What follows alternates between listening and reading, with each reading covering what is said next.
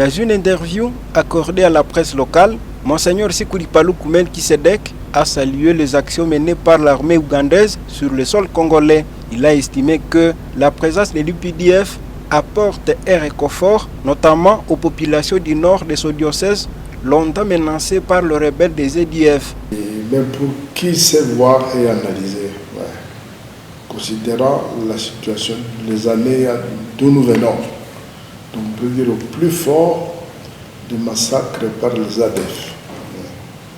Avant, c'est la signature de cet accord ou protocole entre les deux présidents de la mutualisation des forces. Les choses,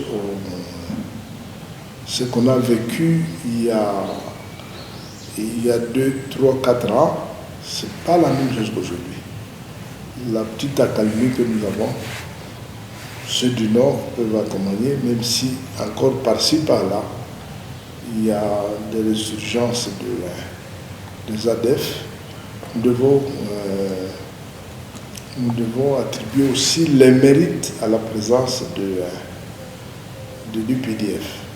Face aux critiques et rumeurs circulant sur la collaboration militaire entre les deux pays, Monseigneur Sikuli Paluku Melkisedek a jugé inadmissible que des fausses informations puissent influencer l'opinion publique.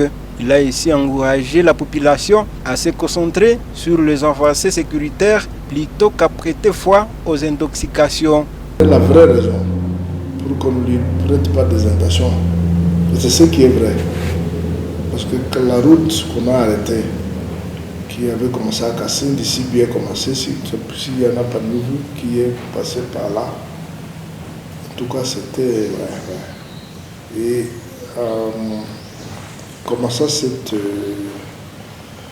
construction de la route, la réflexion de la route, ça allait ensemble, les travaux étaient accompagnés par l'UPDF. Donc dès le point de départ, ça devait être comme ça. Comme c'était une zone considérée comme dangereuse, avec les camions qu'on brûlait, avec les gens qu'on massacrait. Donc la route en elle-même facilite la circulation de ceux qui veillent sur l'ordre, sur la sécurité, sur la route, mais en même temps la présence de l'armée.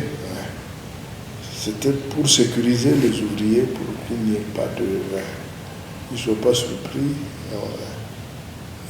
dans l'accomplissement de cette... De nouveau,